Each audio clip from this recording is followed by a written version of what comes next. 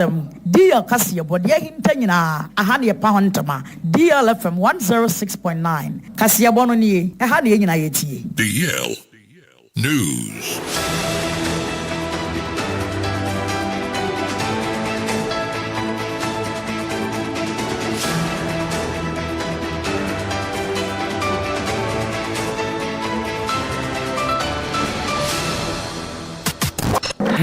It's official. DLFM 106.9.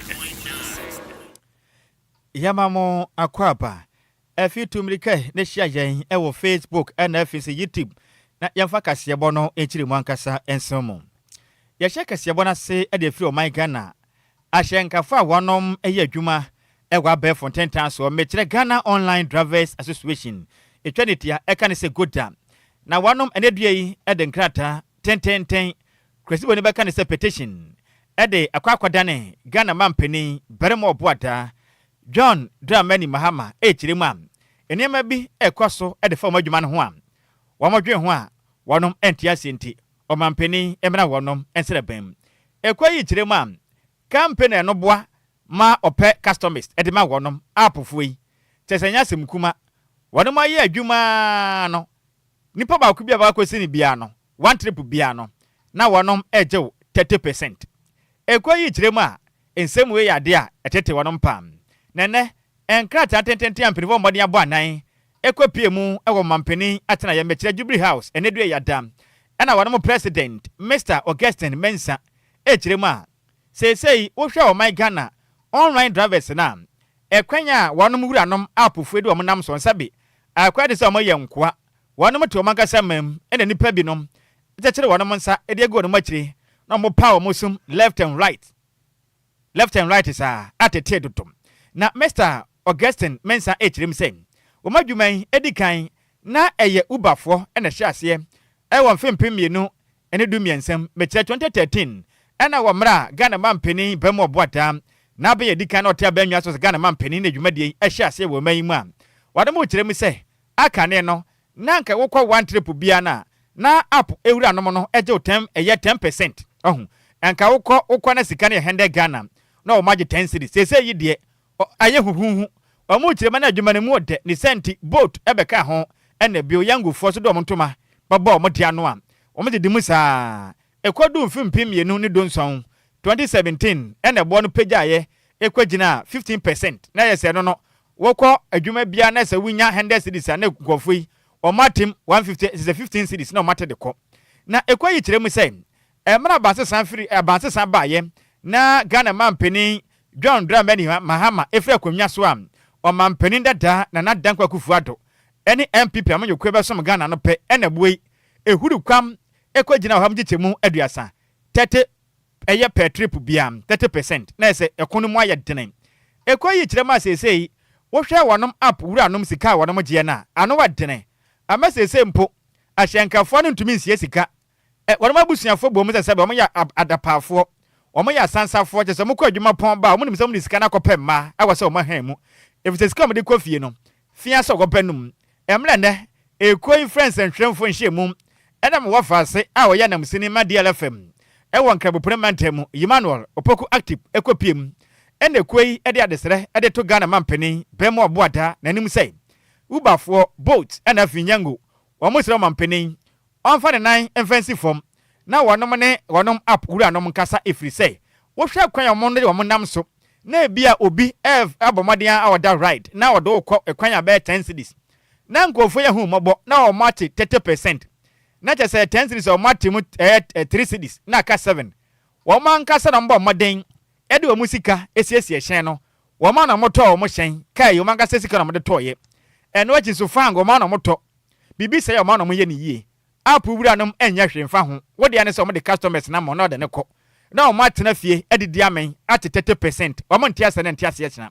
o ma mpani fa ne nanfanshi fom no ne mpanifo ni nhia sesei ahokyira ba na adwuma mo ye nyina kogu mpanifo botom ni senti sa ban afa net fom bedu ne ho yaw ti Ghana man pani brem na mama de ahwe aso na ahye nkafo a omoye online drivers no omonye sika emfanhwe fie ya frɛ mu na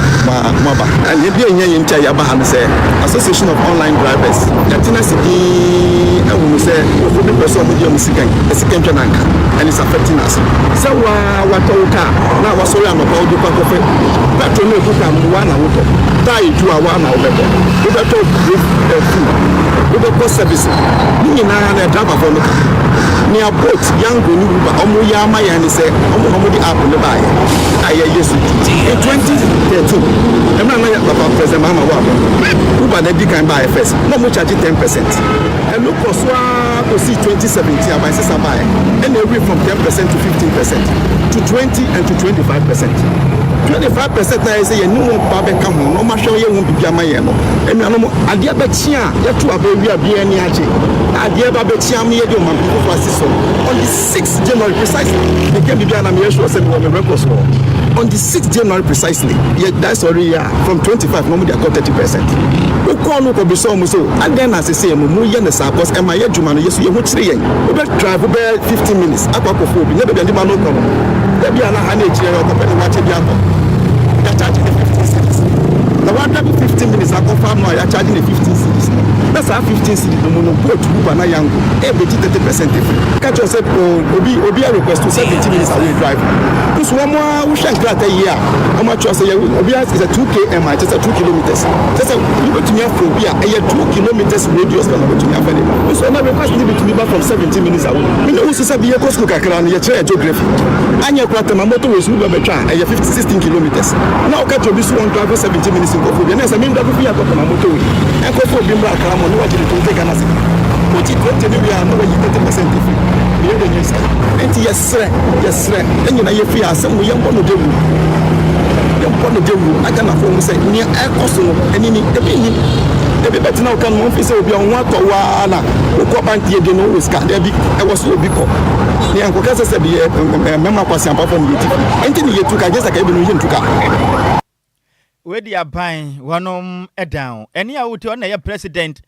edema online drivers association ewo omaikandam ne den ede Mr. Augustine Mensa na no wachi ena nkrata tetenten petition on kwadan o mampeni no Dr. Sammy Aja on the gina mu ewo mampeni John Dramani Mahama enemu ewo Jubilee House na oje nkrata no ono eka mpenifo a wanom ehwenkitehudie so ede magana mampeni echirem sem ode erehemu nsem ede to ahyankafo nanim sei Ghana mampeni ebete omusuin no mampeni e krado sei ono mbedi ehyiamu no waboa kwem befa so mbeboa na adwuma omo ye no mo hanha mbeboa se be ya omo so adwuma omo ye no wanom ebetimu ede. I can assure you that this petition will be forwarded to His Excellency the President. Thank you. And I am happy that you've elucidated the benefits of online driving. We know that all over the world, there are several countries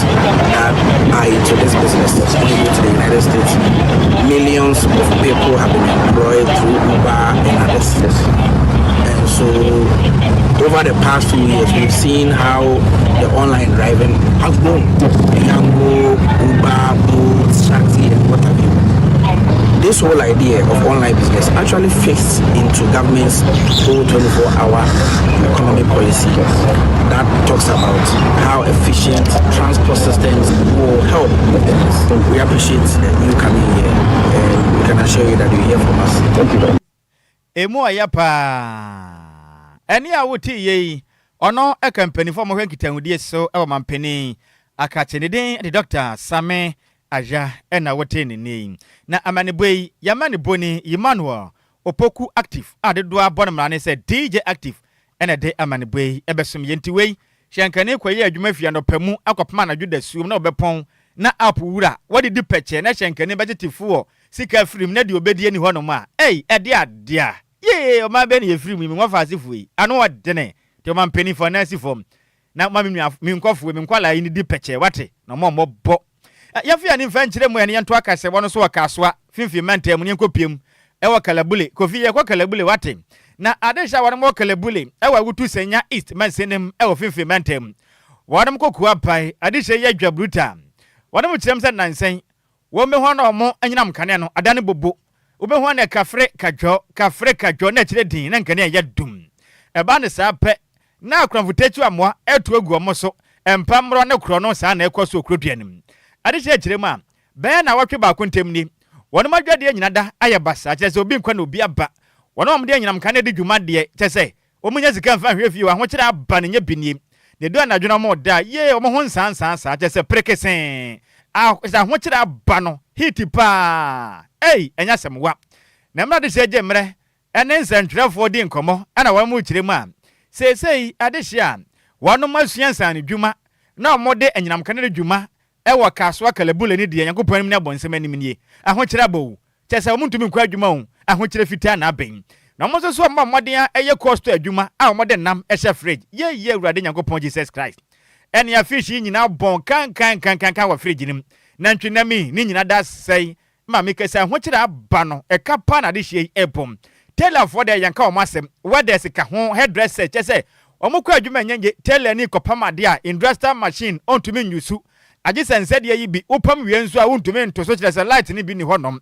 ade hye kire ma sei imam adwadifo nyina ni masam na ade aba ko ade hye kire ma atete kura ne sei anadwude se mo honbo se kwablande bi na mo mfitire oteta wo saa yesa wo twen ho no wawura mpomam na okọ no wakọ wia ofamfram ento mbesra ban wa mo kire mi sei wa mo ne mpanifo aka bie wo ma mo hwe nyinam kanea so yisi ji mpanifo di nkomo na sa mo kire ma wa mo transformer no timata ba ho na mo ntumi nkyira mo se ne anase tena na mbesiesie ntino omo nkwaso no nsuo emfantwa wo pe ade se kire mi sei enyinam kane adumso ekwaso wakaso kalebule no sempenifu ansode bedu baabi asomdwe ene ono mo nkwa ede sanim Osumba high our best high makasipa it is for 6 days na say na light ya na maybe na so be the boat na be see no look akọ I face you my stories so minimum so minimum ada o ma best sa transformer no is ebuso mu say it is for one year na say ema ya then you be omuka chense mu ni hwe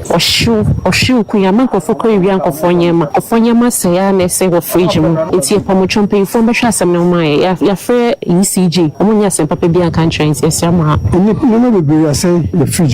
silver for the program light minti you can't sleep at night on home konfukra be wi obiha that light no off na rasta be wi nyoma otukan be wi nyoma na so deal we are going through see a light ni hoyi hand machine na me use hand machine so me pam be wi mi ntumi ntoso ntie o show so rum o show de mia na be gina bonten nti bre na ye bent see and ye ni say mpenifu imbe share ye light maye na light embra isi akanye susu nu edwa na jo shonkwa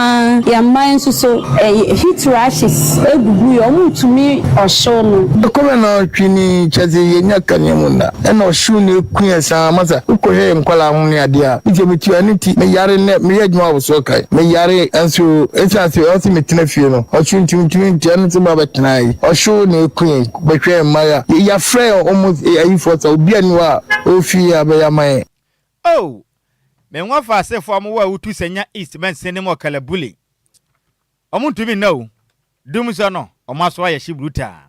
wona makosem ene yede asomwen na yanto akase bonse nko piem ewa piem ntem na kofi minuanum beautician fuyi ensema ba no ho nti bomodia na check mami what beauticians eyi no ewo ho no ma na yakwa anim na National Association of Beauticians and Hairdressers we me nwa fa asefo a wanom eye tire ebinim hwehwe mawre ebinim so pempam tade esisi nipa me ye ho ye fa bruta me wafa semete yi me di zo sua me ho aye fe pam na wanom adwuma mpo ho atoso nwotwe me kire eye onom 8 Eastern Regional Graduation Ceremony atodwa ewo kofoludua endrada na eye wukuada ofori so boso na atoso de onumienu ewo mfempemienu ne ade onumienu aduanu ensiamum na adwuma de asunko mu de na semtete da so ne say skills for success tivate for a brighter future na emaya pode ohadunum 120 female artisans na omunyina da epa wonom ho a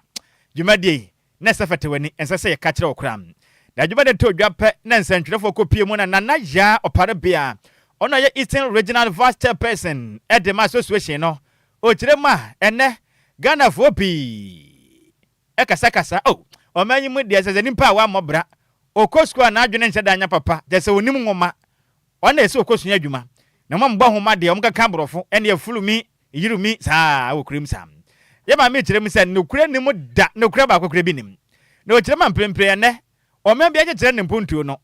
enipa mkita nsanu dwuma ena ma wiase nyina kɔnanem titiriw ene mputu dwuma sikasam ne nyina yɛ nsanu dwuma funkuto enti ene so obi tena se na waka se o obi anko school ntonko sua dwuma na ne ho yɛ ne sere ne ho yɛ ne twe na obɛsra ankwankrɛ abatan ena hwɛfo sɛ pempenso yɛ duru mwen tubafo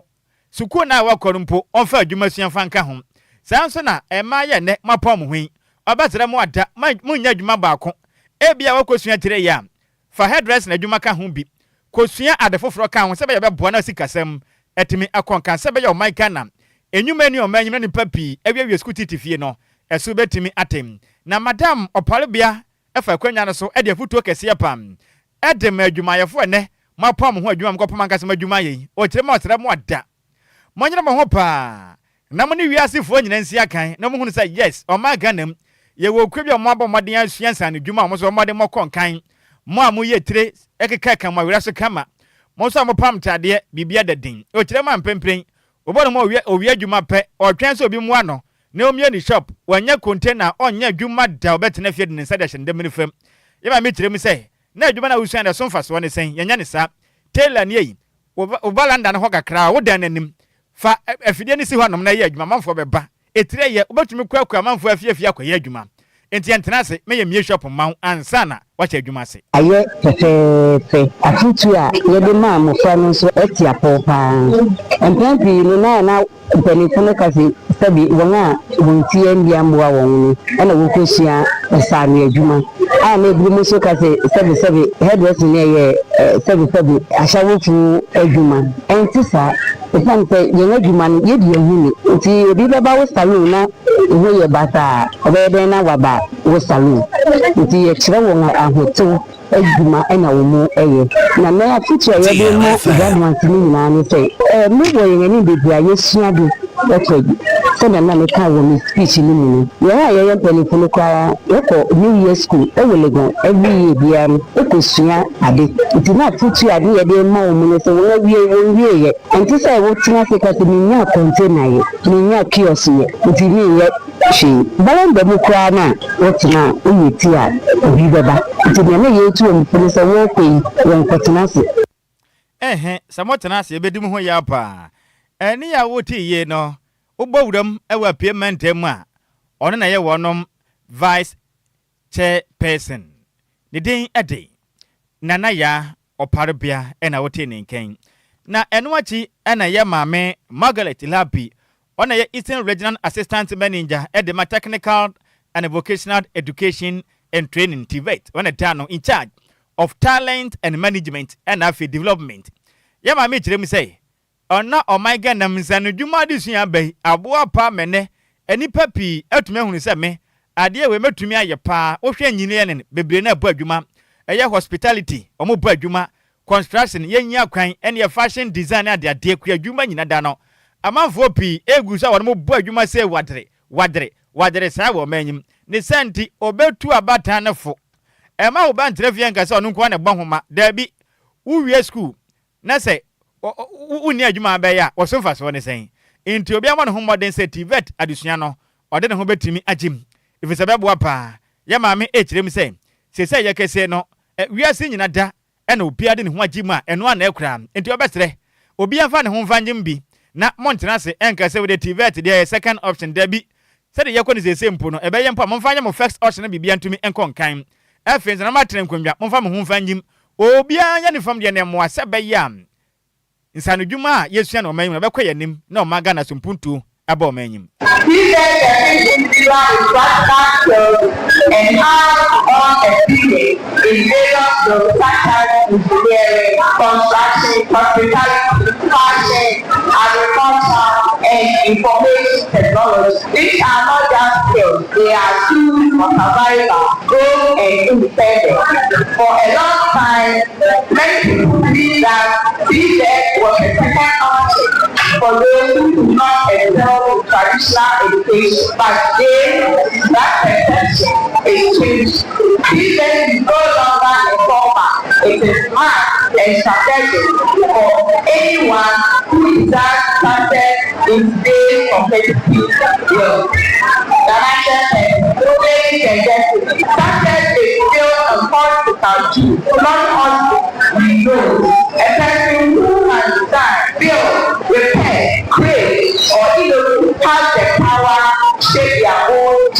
and he said give us that power. So he said, young people are. Any a wuti ye ubawuram ewa pieman temwa. Ono ana waya Eastern Regional Assistant Manager Edema Technical and Vocational Education and Training TVET in charge of talent management and development. Yamame Margaret Ilabi. Na nekwakura monom ena obahima edema Adontin division of the New Jabin nananom atrenkunwam. Oyakwahima nana akoma sewa bonsu. Ono so ebepiem dwumede nase echirim say wo hwe o man Ghana mu a ye ka dwuma ya fo musikasem ejana na so pa kire say omutumi hwe fie ya e wo kitakita nsane dwuma kapintani yankopɔ ya adom na ade hie wu a sika botwo obehia mpa ono ane nsan na adwuma wado bibia no no ye sika ba fie pam enti obesra da me enye ho abrofosem obi amfa ne ho emfa nsane dwuma vise ne nsane dwuma e na di wiase nyina e konkan ya maame nana sewa bonsu e de nsem sei eja na msini continue go fi obo e wa pie mantem abanduma an individual the one who say I don't eno na eden e yo mo dia eno na wo susu me wo he dress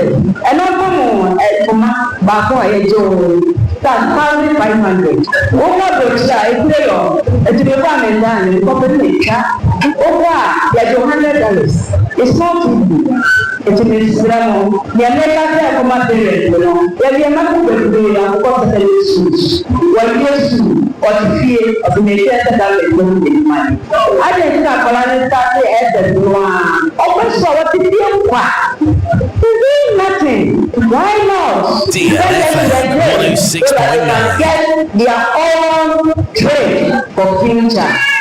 We are teaching now share the mamma. I just said, so we are water one year. We share today.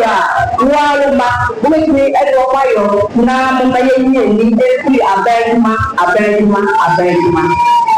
It's a god. Enye abendwuma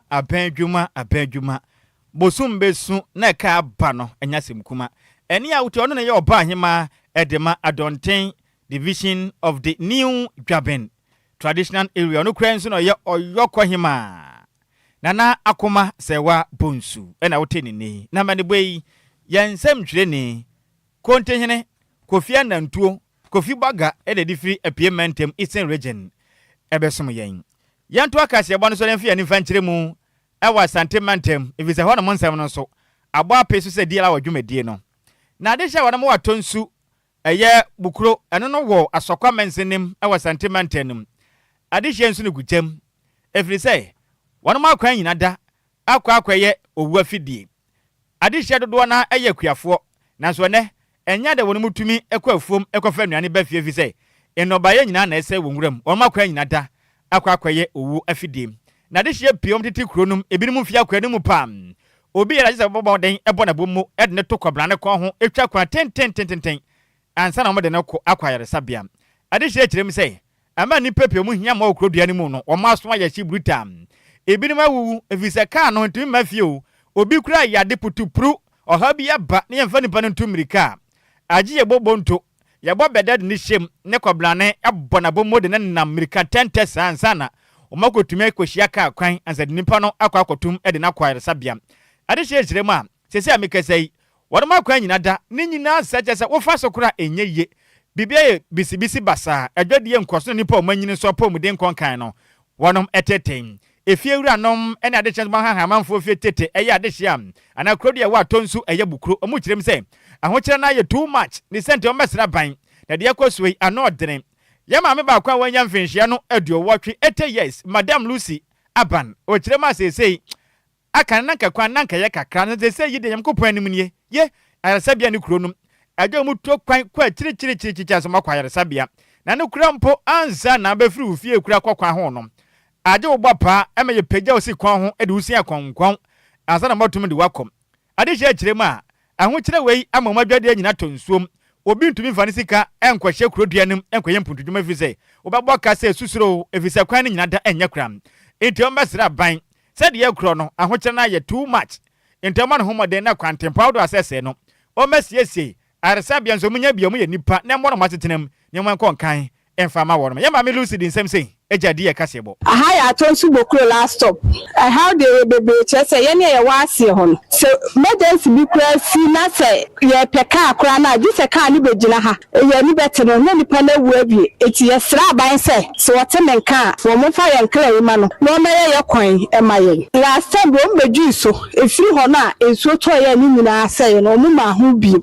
do na te se ji se how they be chese ye ne ye wase ho no so emergency bi kura si na se ye peka akura na ji se ka ni begina ha ye ni bete no ne nipa na wu abi eti ye sra ban se so wote menka wo mo fa ye nkra yi ma no no ma ye kwan e ma ye last time bo mbeju so efiri ho na ensuo to ye ni nyina se no mo ma ho bi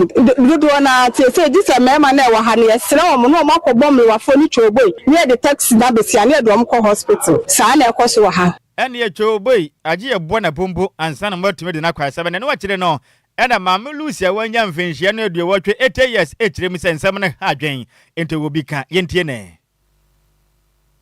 pacho ha na mtie me fie me na migine na ekwan ye da he na ekwan ana ekwan aka afaso ko ba bia DLFM eka kwa ba me fie afa nchie to echi me betra so ache kakra betra afa de yemtumi nkokra yemi buafo bia so yemi masemi ma ti eja eya ni ya to ba pa ni aye yem kakra so se de aje nsemu edu ko hospital ere na mi ko yo me kwa mimi anu kucha be mun kakra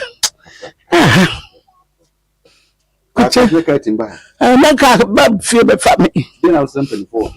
me simple for say Oma boye hi ninya he na ya ma ye kunu mewu ya ma kwa ne wa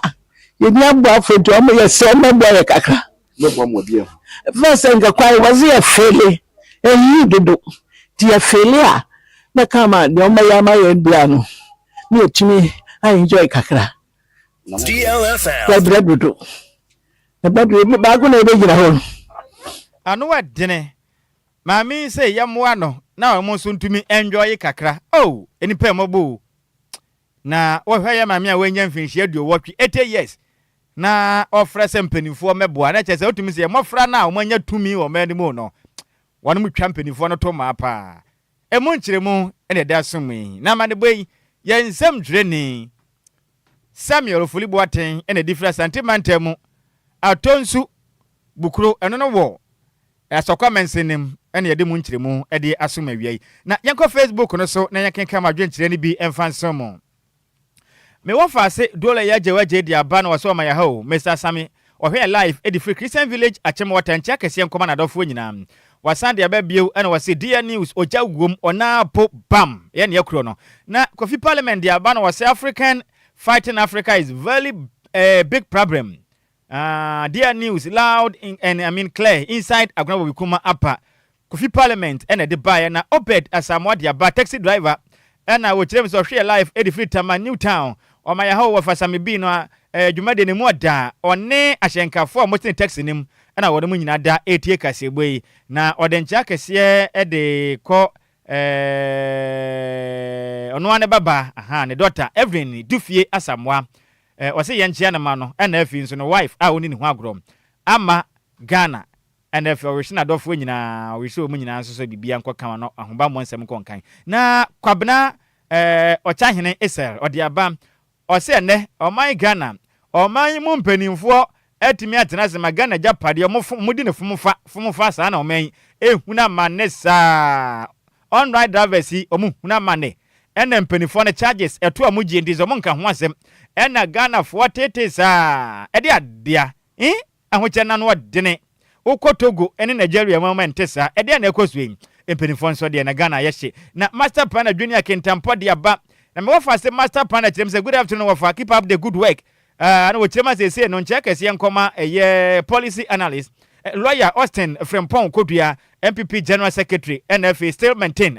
still maintain and ode aba abetudwa awie eno ye me first master plan junior kentampo ene de ebayem na Hansin Diodu de aba na was good afternoon Sammy B thank you for your good work wate ohwe life edi free Atomic Hotel down soman ho na ohwe yen edi free eno was Dansuman Beach road ho na onama Was it 3 days now? No light oh. Hey, dance man beach road. 3 days ni muni light. Bibia ba fine. Almost a transformer no. Sa no man peni be kan ntomu gu so mu yensiesie. Omu wi a bibia be din. Kasebo ne ye si nansa ne be kwa se mpeni sei. Abobdi jaja kwa ye nya no ka me wafa ase. Mesra wa abomode na boa me wate. Boa me na ene me wafa ase continue ko fi obo. O kire man wafa ase bi edi ne birthday. Enti manka ho asema ahwa ye pon news na one me nya fine papa bia. Eni ko fi boa me na yenko Facebook se yenko piem. Ewo Eastern Region apiem mantemu na ya na musi ni otonkra efi apiem mantemu continue ko fi obo. Ko fi anantuo se na wodai ya nya one ya wie. Na we happy birthday ekodiama. Ahofedua ofe krantema plesla. Wowo na nkese ehwo na wogo. Nene ewa woda. Ya hofe Ose may God bless and keep you. Cheers to greatness. It's happy birthday. Kofi mo fa se ne ho fe pa picture na wo de ba ko pa na ato so. Fani me anu nyina bra, ayansa contain na betumi ni wanya case. It's happy birthday once again to you. And wo fedua maze ofe Krantema Presra wo na nkese nyame nhira wo pie na twede yamponyankopon ode afe ba ko e de aka mfie ho a enkwatenten onyini chemu ode e na yesre e de ma we happy birthday mo fa se nyame nhira pinu wa woda no onye ne sonko kra we efri our Eastern Regional Correspondent continue Kofi Obo ene wo se yemfa woda sonko we no yemfa ema kase bode musemufo ne ye maze me belantwe se mo e de ema yen me wafa se champion Taylor bemo boada ansuro jana no wo kan ho asema ha ho visa no bo no moto mpew onfa wonya hwe e de ekopiem e wo Facebook and afin YouTube makase bo no ye de nyina da ebe semon sansra me wafa se makase bo ye ho pan huhu mu ne hunimani kwan so e wo fia maboa bi antumi anche yen ene wachi international DJ no kure yanso wasanse yes na technician e wo fia hanom ne den Adam Mr Samuel Akwa dodo a friend say DJ Zigibi echinchim kasefrem from a edusum ya wiei okin kan ya me kwa ne control crab some one dia meji so ya wofa o se ade ya medikan at Nhyiraba Kwadwo Sammy bi ba hoteden and the bantry border na otafri ja me de masi yakwei na na majura silki ena ode dia la dwumade no ebeto aso de ma wo mu nyina monitor a ade hye ntia kase enkoma o mesofoliata adenta container incoming MPP constituency chairman. Give us P capsules. Give it to me, baby.